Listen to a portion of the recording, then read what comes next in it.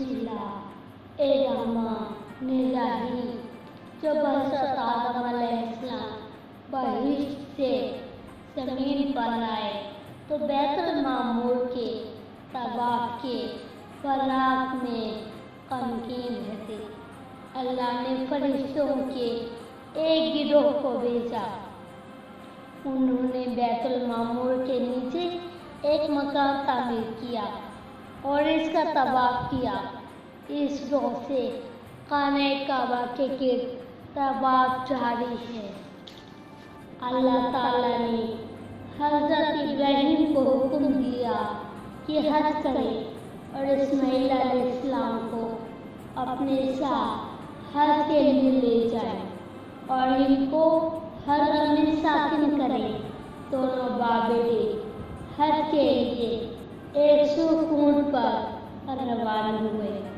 उनके साथ हवाई जिब्राइल के कोई ना था। जब हरम में पहुँचे, जिब्राइल ने कहा, ए इब्राहीम, नीचे उतरिए और हरम में दाखिल होने से पहले गुस्ल कीजिए।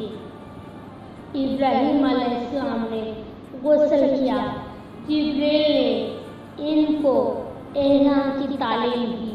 फिर इनको हज की सदा तलबीह बुलंद करने को कहा कि इन 4 तलबीहों को कहे जो पैगम्बराने खुदा कहा करते थे। फिर उनको सफा की जानिब लाए। जिब्रील इन दोनों के दरमियान खड़े हुए और काबे की तरफ मुंह करके अल्लाह अकबर कहा, फिर अल्हम्दुलिल्लाह कहा और खुदा को बुजुर्गी के साथ याद किया और खुदा की सना की। इन दोनों हज़रात ने भी ऐसा ही किया। फिर वहाँ से हम्दो सना करते हुए जिब्रील के साथ रवाना हुए। जिब्रील इनको हुज्र अस्वद के पास लाए और उनको कहा कि हुज्र अस्वद पर हाथ मलें और इसको बोसा दें और 7 बार तवाफ करें। इनको मकान इब्राहीम पर खड़ा किया कि 2 रकअत नमाज अदा करें। गैर तमाम मनासिक हज उनको तालीम किए। जब तमाम अमाल से फारिग हुए, इब्राहीम अलैहिस्सलाम वापस चले गए। इस्माइल अलैहिस्सलाम तन्हा मक्के में रह गए। कोई उनके साथ न था। फिर अगले साल खुदा ने इब्राहीम अलैहिस्सलाम को हुक्म किया कि हज के लिए जाएं और खाने काबा की तामीर करें। उस वक्त भी अहले अरब ज़्यादातर हज को जाते थे। खाने काबा खराब हो गया था। सिर्फ चंद आसार बाकी रह गए थे, लेकिन उसकी वुसअत मालूम थी। जब अरब हज से वापस चले गए, इस्माइल अलैहिस्सलाम ने पत्थरों को जमा करके काबे के अंदर रखा। हज़रत इब्राहीम अलैहिस्सलाम आए और काबे की तामीर में मशगूल हुए। मट्टी और पत्थर उठाया और इस बुनियाद पर पहुंचाया। काबे की ज़मीन एक सुर्ख पत्थर थी। खुदा ने वही की कि काबे की बुनियाद उस पत्थर पर रखे और 4 फरिश्तों को उनके पास भेजा कि पत्थर जमा करें। फरिश्ते पत्थर देते जाते। इब्राहीम और इस्माइल दीवारें तामीर कर रहे थे, यहाँ तक कि दीवारें 12 हाथ बुलंद हुई। उसके लिए 2 दरवाजे कायम किए ताकि एक दरवाजे से दाखिल हो और दूसरे से बाहर जाए। फिर इसके लिए चौखट कायम किए और इनके कवाड़ों में जंजीरें लगाई। लेकिन काबा और यहाँ था। जब मक्का के लोग मक्का में वारिद हुए, काबे में आए, इस्माइल ने कबीला हमीर की एक औरत के बारे में خدا سے سوال کیا کہ اسے تجویز کا موقع حاصل ہو۔ اس نے اسماعیل علیہ السلام کی خواستگاری کو تسلیم کیا۔ وہ عورت بہت سمجھدار اور عقل مند تھی۔